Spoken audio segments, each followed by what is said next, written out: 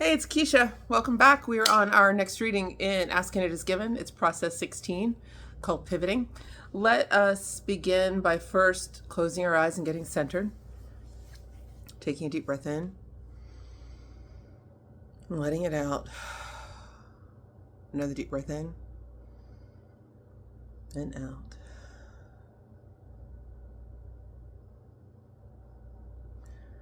Let's begin to lovingly and gently call all of our power back to ourselves,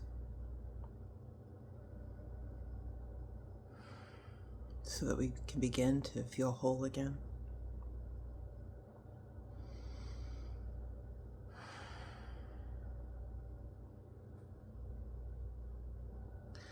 If we feel attached to any person, situation, or outcome, just release that attachment and let it go back to source. And likewise, if anything, situation, or condition is attached to us, ask that it be released and go back to source. We should now feel whole and free.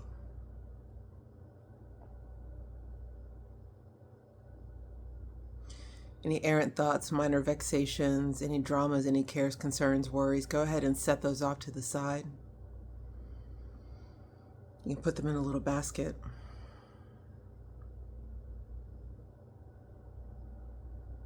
You can lovingly ask one of your spirit guides, one of your angelic helpers, to take the basket and resolve the issues it can.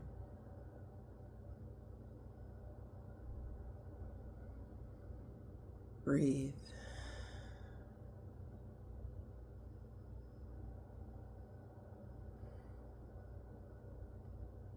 Now see a column of white light coming down over you.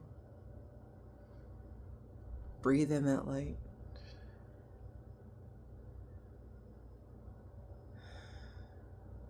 Feel its comforting coolness.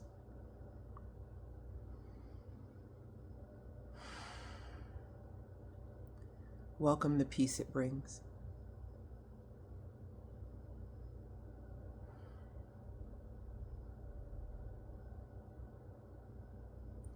Breathe in that light all the way down to the tips of the toes, through the top of the head. Let it filling you to fullness from inside out, from top to bottom. Quickening the cells of the body, filling the spaces between the cells.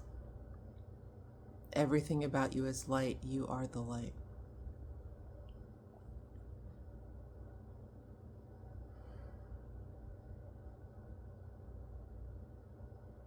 And now lift up higher and higher.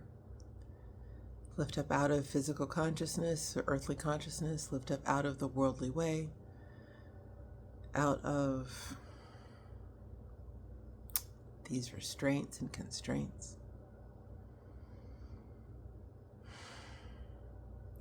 Rising up higher and higher into the truth that you are light,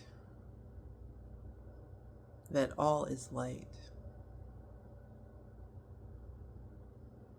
and you and the light are one.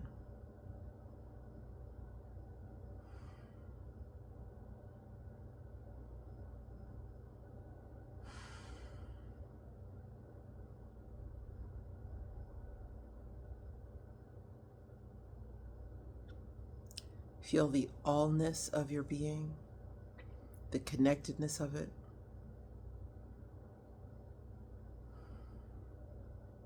The expanse and the easiness of it as well.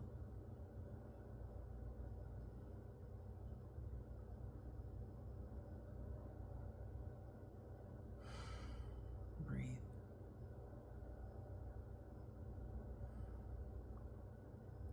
When you're ready, find your comfortable place in the grove.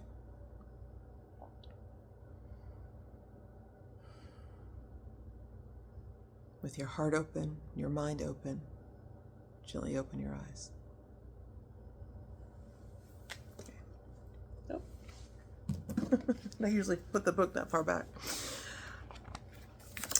16, the process of pivoting. When to use this process? When you're aware that the statement you just made is the opposite of what you want to attract into your experience.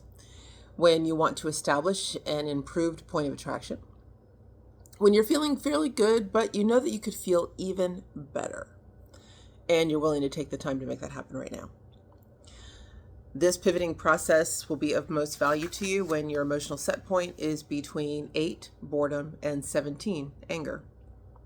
Though, when you're feeling those when you're in those higher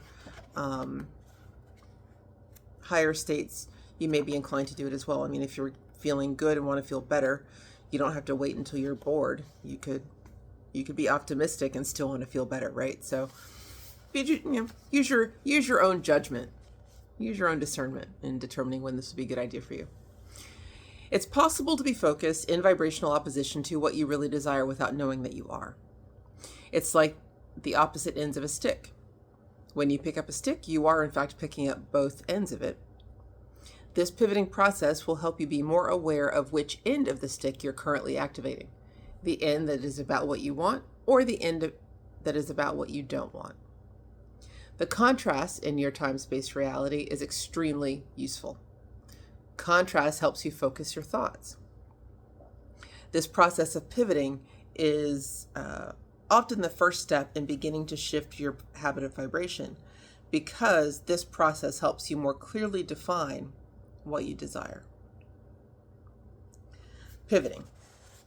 Whenever you feel negative emotion, which helps you to know that you're focused upon something that's unwanted, stop and say, I know what I don't want.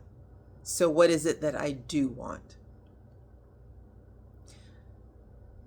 See the pivoting process as a gradual shifting of your point of attraction and enjoy the positive results that must follow.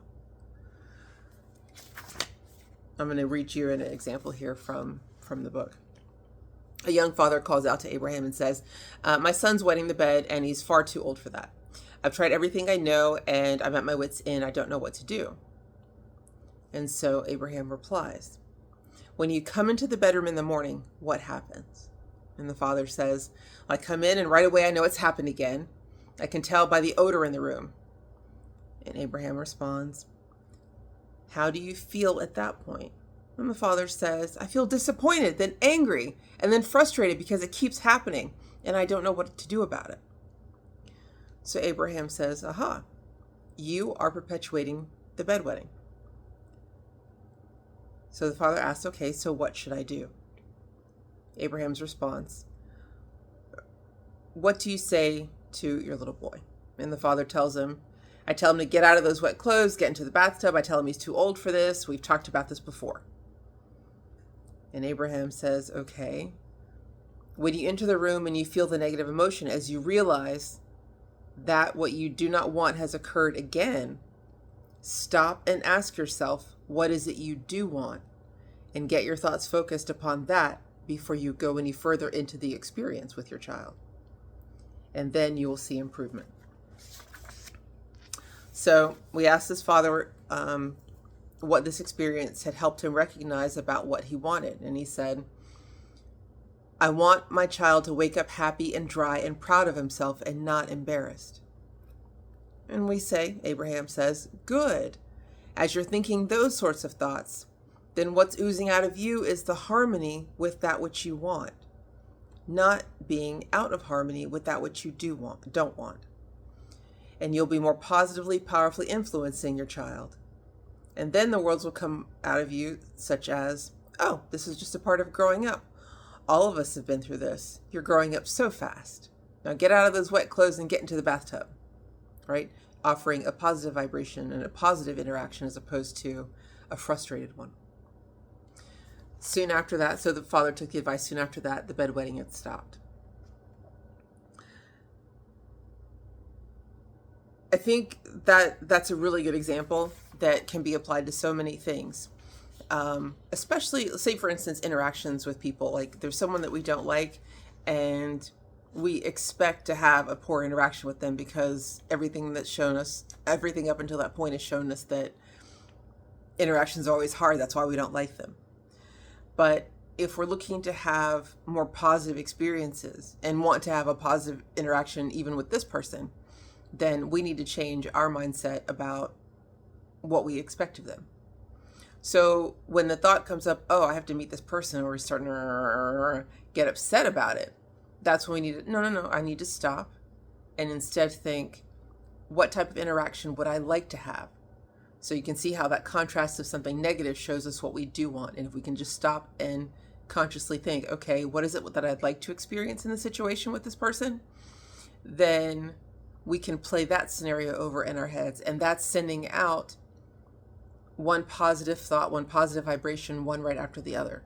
And we would keep that going, ideally, until we've interacted with that person. And hopefully, because we've already sent those positive vibrations before us, they're going to interact with that person's energy, and it's going to set the tone for a positive overall interaction. You see? So do not beat yourself up when you recognize that you're feeling negative emotions. But as soon as you can, stop and say, I'm feeling some kind of negative emotion, which means that I'm in the process of attracting something I don't want. Let me stop, breathe, and ask, what is it that I do want? And in that way, we're taking ourselves off the train of negative emotions and getting us on the track of positive ones. Pivoting is the continual hour after hour, segment by segment process whereby you choose the positive. It is the way you get to feeling good. It is a way that you can get whatever you want.